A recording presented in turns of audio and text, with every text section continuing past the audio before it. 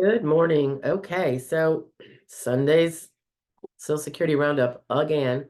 Um, as you probably know, I do these every Sunday. I try to put them out just to review the seven or so, sometimes eight, because a couple days might be doubled up of the video shares that were put out the week prior. So this happens pretty much every Sunday, and we actually have a playlist of the Sunday Social Security roundups. So people can take a listen there and learn which ones and then go and find the one that they want rather than if they don't want to listen to everything. Totally get it. Okay, so this is from December 10th until Saturday. That would be Sunday the 10th until Saturday the 16th, if I'm not mistaken. Okay.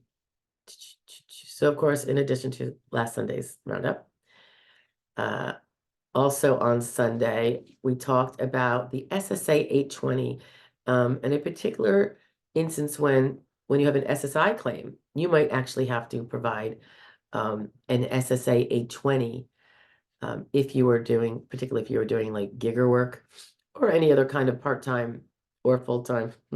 That would be a stab, a fork in the case. But when you might have to provide that 820 to show that you were within the confines of SSI's financial income thresholds during the months that you are claiming to have been disabled and or going forward. So that was that. On Monday, the 11th, just a quick summary on the 2024 COLA dollar amounts that apply to retirees, and particularly those who are still working and how much they can work while collecting early retirement versus how much they can collect without impact on their Social Security early retirement benefits, and having to owe any back. Also, the year that they are going to be full retirement age, how that changes to their benefit. And of course, what you can do after your full retirement age in terms of working and earning.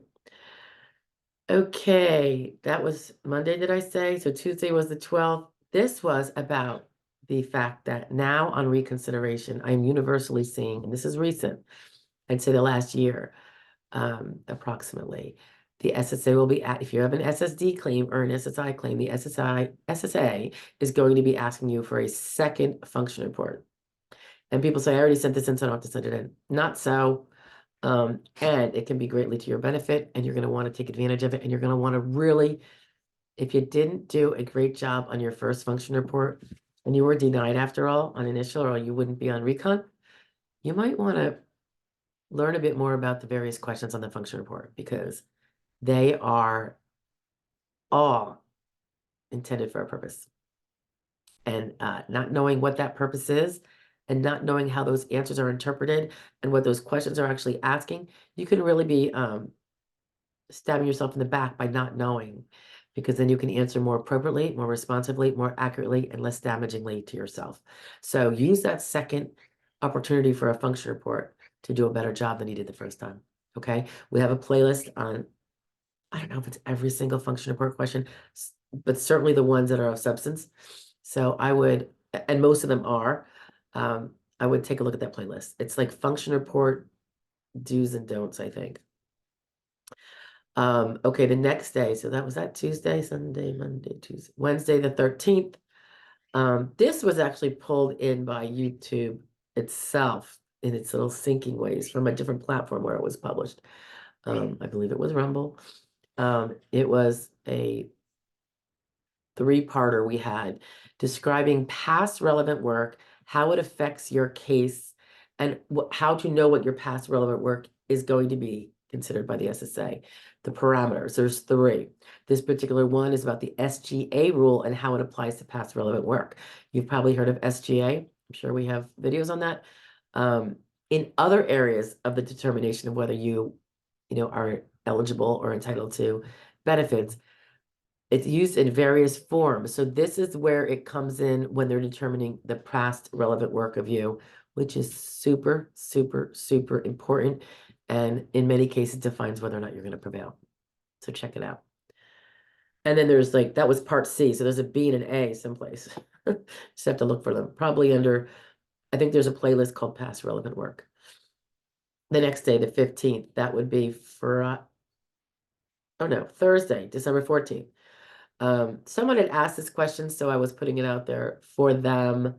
And I know other people have the same question, so that's why I made a video to put up here. And it's about what is that quality review that some people get subjected to when it seems like they won their case and they get this quality review. So check that out. That was on Thursday, December 14th. Friday the 15th. This is me on a little bit of a rant.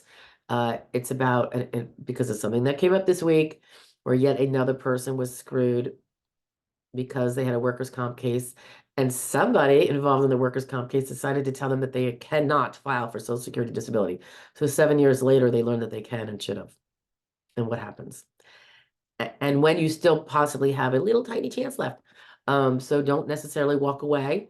If you did not file for a Social Security disability because of a workers' comp case and years have passed, you might still have a little tiny window. So check it out to see whether you do. Probably not a lot of lawyers will take the case, but I do sometimes. I'm doing it for this person because it was such an injustice. It burns me up. Okay. It might be one of my 1%ers. I'm not sure. Maybe I'll call it a 5%er. Anyway, you do what you got to do to do the right thing, right? Also on Friday, yeah, fraud law review came out, of course.